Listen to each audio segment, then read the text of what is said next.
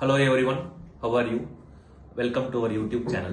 So, நம்ம April 2026 Autism Awareness Monthல video சீரீஸ்ல டே 22ல இருக்கோம்.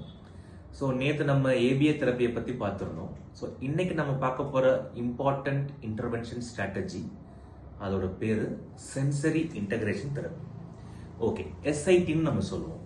SID sensory integration therapy.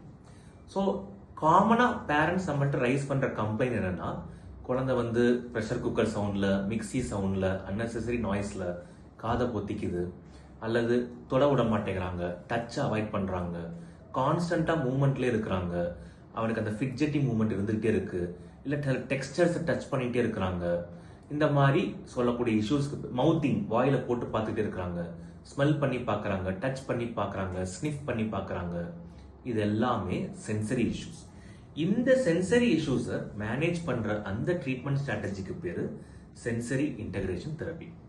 So நம்ம ஏற்கனவே டிஸ்கஸ் பண்ணோம், ஆட்டிசம்ல இந்த சென்சரி இஷ்யூஸ் எதனால ஏற்படுதுன்னு பார்த்தீங்கன்னா, there is a problem in processing the information at the central level. சென்ட்ரல்னா பிரெயின் லெவல்ல.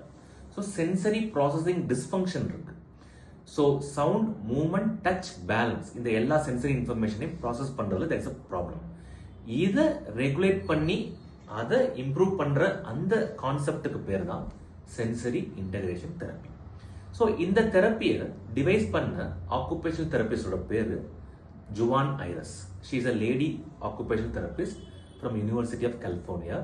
1960s அவங்க டெவலப் பண்ணாங்க. This is one of the recommended therapies for autism. So இதுல என்னென்ன மாதிரி டெக்னிக்ஸ்லாம் யூஸ் பண்ணுவாங்கன்னா, swinging, balancing, deep pressure, brushing, different டெக்ஸ்டர்ஸோட ப்ளே பண்றது, இந்த மாதிரி ஸ்ட்ரக்சர்டா அது இருக்கும். So that's a structured sensory integration therapy. So இந்த சென்சரி இன்டகிரேஷன் தெரப்பி பண்றது மூலம் என்னென்னலாம் இம்ப்ரூவ் ஆகலாம்னா, சென்சரி இஷ்யூஸ் மட்டும் இல்லாம மெல்டவுன் குறையலாம், அட்டென்ஷன் இம்ப்ரூவ் ஆகலாம், லேர்னிங் இம்ப்ரூவ் ஆகலாம், overall the child's condition can also improve. யாரு பண்ணணும் sensory integration therapy? It should be done only by a trained occupational therapist. ரேண்டமா வீட்டில் பேரண்ட்ஸ் பண்ண முடியாது, அல்லது அன்ட்ரெயின்டு பர்சன் பண்ணக்கூடாது. This should be an occupational therapist who is trained in sensory integrational therapy. So, உங்க சைல்டுக்கு சென்சரி இஷ்யூஸ் இருக்கு, autism இருக்கு, சென்சரி ப்ராசஸிங் டிஸ்ஃபங்க்ஷன் இருக்குன்னா, டெஃபினட்டா you can do sensory integration therapy by a trained occupational therapist. இது சம்பந்தமா உங்களுக்கு வேற எதுவும் டவுட் இருந்தாலும் you can always approach us.